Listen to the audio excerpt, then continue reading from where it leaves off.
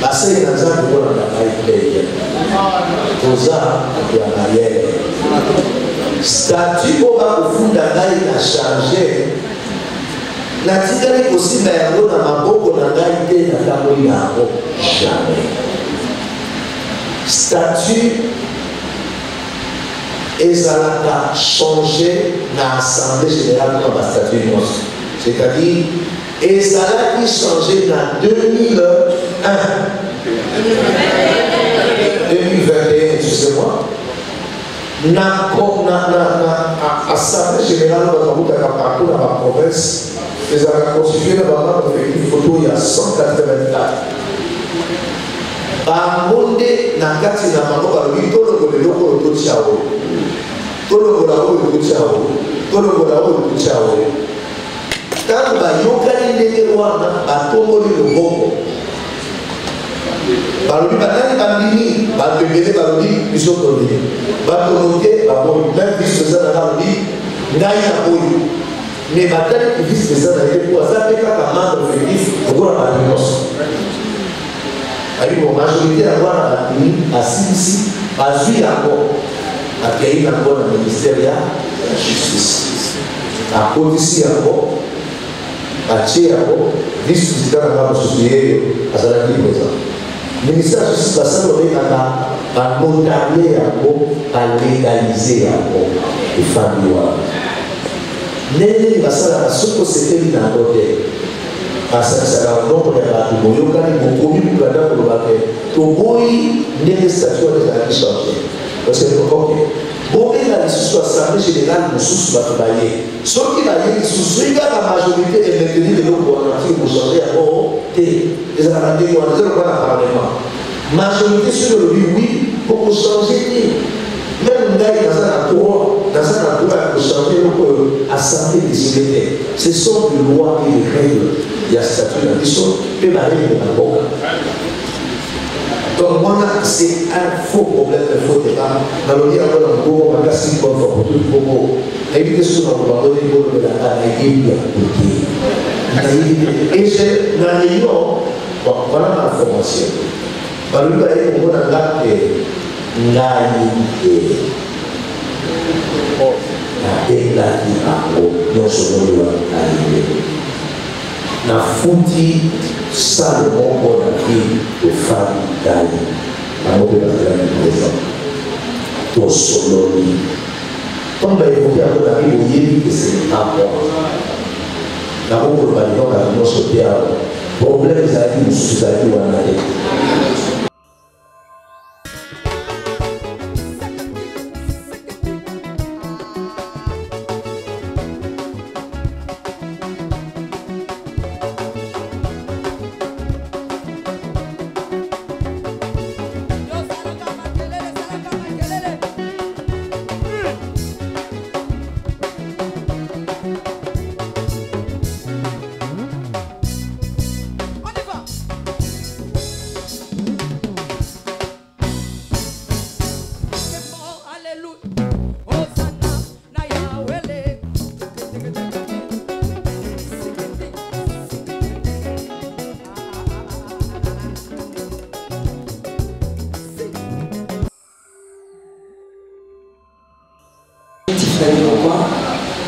Journaliste chez les Nazaréens, aussi visionnaire de la chaîne en question, et je suis pasteur, visionnaire de l'église. Motuna Nanga Isabo, il y a solo pas au fond d'ailleurs, donc pas pour le bar, et le bin de Korawa, autre chose à l'âme. Biso to imuta ki pe koyok, to yepe susu ata mo efe ko bengi biso. Balobi na biso ko. Ete lifunda eleki makazi ezali o changer mikanda oyo bango bapesaki yo. Otie bakombo mosusu na yango babengaki yo na kukubo bosolo. Okendaki bapesaki yo batango mozongi osali makambo na lolenge na yo. Motuna na kezaba. Et tout le quoi bassin dans Nzambe oyo avec yo vandisi awa. Est-ce que olakisi bango parce que maman na likambo eza mikanda nyonso nototika pembe. Est-ce que ozwi makasi ya kotalisa na bato ngana banzaki ete okolaki bakangisa mikanda yango nde kosokola yo ete bakofunda ngai na changer mikanda to pe bakombo botala mokando bango bapesaki ka yango na changer kombo ya moto te mpe na longola eloko moko te eske okoki kosala yango soki okoki kosala yango te eza kaka bosenga mpo yango nde mama na likambo oyo ekolinga kokweyisa yo ya mibale outi koévoke président de la république na likambo oyo tika biso mpe todiembela na nsima wana toévoke Bible elobi na biso tozali na Dieu d'Abraham, d'Isaac et de Jacob. Est-ce que Jacob po aboti bana 12 ye na combien balayam? Si maintenant lelo tomoni batata ko bavandeli biso basala na Nzambe beaucoup de respect, bazalaki te mokolo batiaki yo mafuta. S'il vous plaît, s'il vous plaît. S'il vous plaît, vous étiez là, mais ce n'est pas vous au terme qui peut dire mafuta. Et ça là qui n'a pas tata, oh batiaki ye mafuta, s'il vous plaît. S'il vous plaît. Kobeka ki biso papa s'il vous plaît. C'est ça. Mon tout les amis. Est-ce que Jacob a commis à Balayama pour y aboti bana 12? Lelo koloba na bato pe caméra et kolanda. Est-ce que batata wa pour considérer bango comme ma collègue na yo to pe batata na pas matenga na mona ki président Félix ata paza président de la République na ba institution nyo so mboka eza na maboko na ye mokolo mususu mama na ye mama Mat abenga ki pe apambola ki ozali suna kusa lipamboli te ya batata wa otuna na ba wana na tonja maman c'est la zela parce que aux pasteurs na lingina subayo na enseigner parce que dans un niveau on a fait posa ya marière statut au bas au fond d'angai a changé la tigale aussi na yango na maboko na ngai te na tango yango jamais statut ezalaka changé na assemblée générale dans la statut nyonso c'est-à-dire ezalaki changé na 2001 2021 excusez-moi na assemblée générale bazakutaka partout na baprovince ezalaka constitué na bamambre effectif photo ya 184 bango nde na kati na bango balobi tolokola eloko oyo totia oyo tolokola oyo totia oyo tolokola oyo totia oyo ntango bayokani ndenge wana batongoli loboko balobi batani bandimi bato ebele balobi biso tolii bato moke baboyi même vice eza na balobi ngai na oyo mais batali vice eza na ye po aza mpe kaka membre effectif lokola bato nyonso ayibo majorité yango wana bandimi asilisi bazwi yango akei nango na ministère ya justice akotisi yango atie yango vice président na nga mosusu yeyo azalaki présent ministère ya justice basali babengaka banotarie yango balégalize yango efandi wana ndenge basalaka soki osepeli nango te basalisaka ndoko ya bato boyokani bokomi bukanda kolobake toboyi ndenge statut wana ezalaki change parce que ok bobenga lisusu assemblée générale mosusu bato baye soki baye lisusu ekaka majorité emeteni eloko wana tiki kochange yango te ezalaka ndenge wana ezokoka na parlement majorité soki olobi wi po kochange te même ngai naza na droit ya kochange eloko oyo assemblée décide te ce sont de loi et de règles ya statut na biso mpe barègle na mboka c'est-à-dire la ouverture na bato nyonso bazalaki bato nyonso ozomona wana bazalaki na ouverture ya assemblée wana sikoyo ngai nandeleka bato nyonso bazalaki sikoyo na change yango mokolo nini et je demande à tout le monde bureau ya secrétaire général eza awa loba pasteur nyonso aza na besoin ke ekozwaka page ya suka ya statut kaka yango photo omona date nini ezalaki modifie. Et moi, je vais changer. Moi,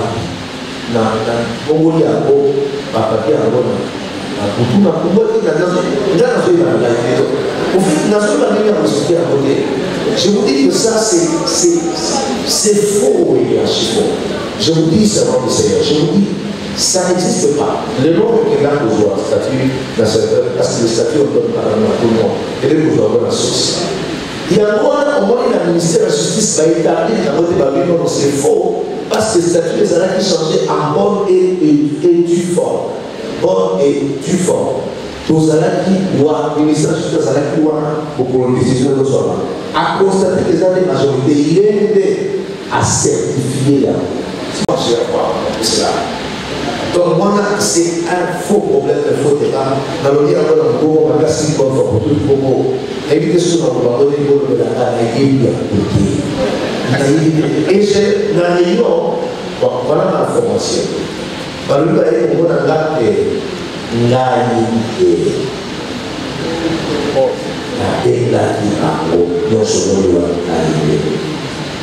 na futi Salomon pour la vie de femme d'Ali. À mon père, c'est la solo. Comme on va évoquer à mon ami, vous voyez que c'est un point. D'abord, pour le bâtiment, la société a un problème, ils arrivent, nous sous-arrivent ou en année. D'abord, ils s'en vont à l'histoire de la vie. Merci, mon ami. Sur les aides de la parole, c'est l'Assemblée générale de la lancée. Statutaire, vous savez, vous savez, on a un statut, et ça n'a jamais été du coloca, quand vous avez un peu de temps, vous avez un ça, on a vu sur la tête. Bien avant, on a sous vos arts, on a pas pour éviter. Là, il y a un profil matériel à certains, mais le vrai problème ailleurs, ça n'a rien à voir avec la façon théologique, l'union sur la mort. L'union sur la paix spirituelle, non. La formation théologique dans la paix spirituelle, dans la haine de la foi. À la là, non. À quoi on a mis dans les deux. Il a série là, à côté. Et ça va spontanément, celui qui est produit dans le ministère. C'est celui-là, ton père spirituel. Mais jamais faisant d'ailleurs. Oui, vous allez à maître éveillé, à enseignant. La oui, vous allez à musique. Pour la question, dans la réunion sur le nous faisons que la maison est spirituelle. Pour la est spirituelle, il y a un peu alors, ça y a ta photo, pour l'image, pour est spirituelle, dans les côtés, et donc, on va la donner. Mais là, avant que ça y ait une photo, là, l'image, la paix spirituelle, la vague nous mérite. Azan a été grande, la tika il m'est arrivé une fois, dans cette relation, dans le cas de mort dans le Congo, pasteur Kabangou, Célestin Kabangou Manela, qui est un ami pour moi. Moi, dans la liste spirituelle, qui est un pasteur, je suis mon avocat, je ne sais pas là-bas, Jean-Pierre Kouma, a commis camarade la paix spirituelle là-bas. A Kouta de Pasteur camarade. Sikoyo, Pierre Kouma, camarade la paix spirituelle là-bas. Ngai camarade la paix spirituelle de Pierre Kouma.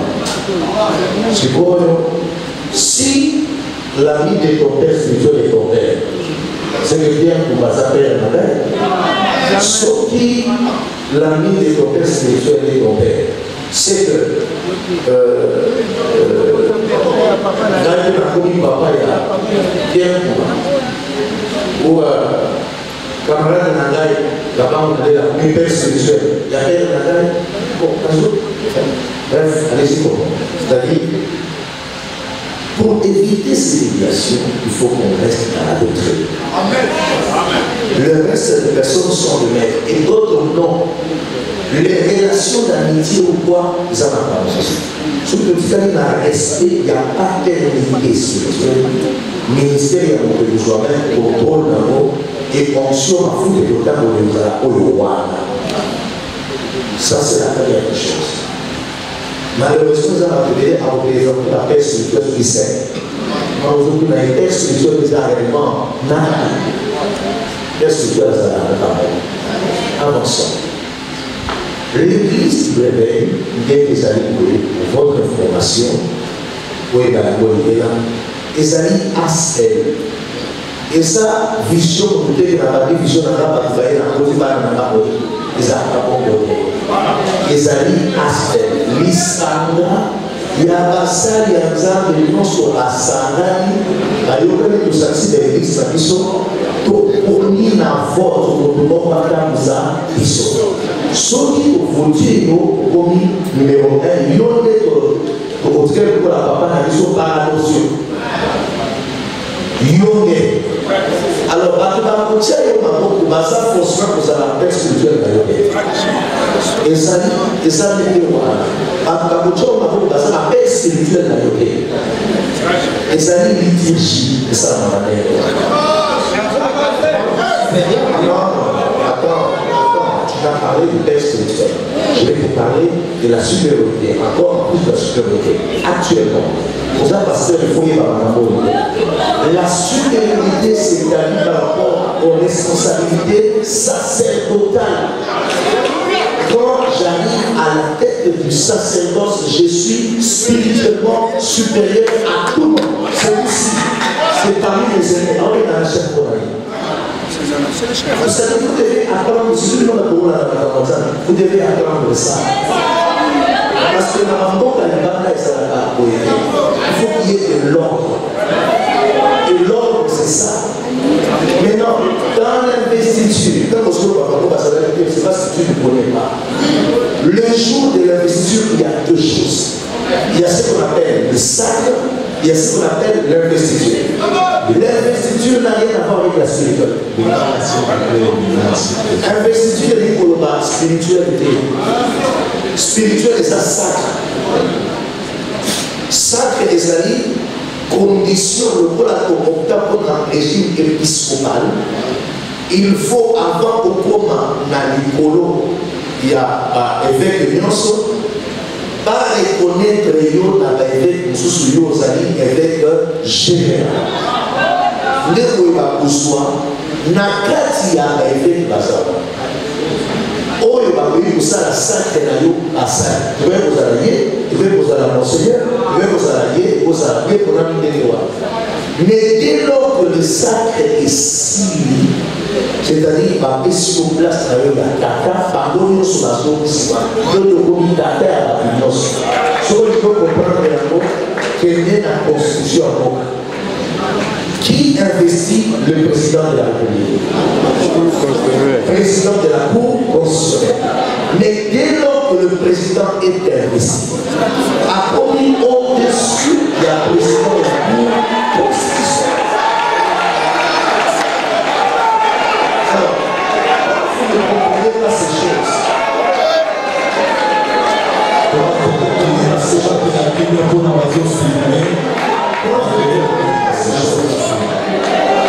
vous comprenez pas ces choses, c'est là où ça pose un problème. Comprenez qu'il ne s'agit pas de peine spirituelle, il s'agit de l'association. Le programme confessionnel où on réunit de force, on établit quelqu'un et il devient notre chef à nos pouces. Et c'est ce que je suis à faire. Et ça différent là, les nos âmes, aux âmes, au commissaire, nous avons pas ça n'a rien à voir avec le professeur religieuse. Donc, je crois que c'est clair. Là, il faut comprendre ça. Il faut être souple et comprendre. Dans cette forme, surtout le cas où ça, le journalisme, il faut y faire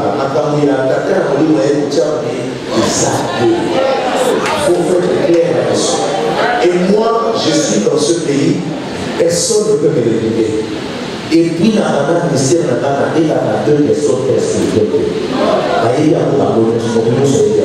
je respecte tout le monde. Où il y a ça, il y a un chat qui est là, il y a où il y a ça, maître, il y a répété encore, dans chaque place, il y a maître. Bon, je peux le citer par contre le Paul, Coutume Fernando, Soliva Fouta, ça fait partie des maîtres parce que je suis conscient qu'ils m'ont enseigné dans ma circonstance, ma conférence. J'ai appris d'eux, ce sont mes maîtres. Même ces gens qui sont là, il y a parmi eux des maîtres. Mais dès lors que j'ai la responsabilité ecclésiastique, eux aussi savent que les maîtres pour passer à respecter la Bible, tu es notre chef. Et ça ne coûte rien à mon corps, à ça bon sens, la humilité. À ce que vous avez posé, il y a un côté, et puis vous comprenez la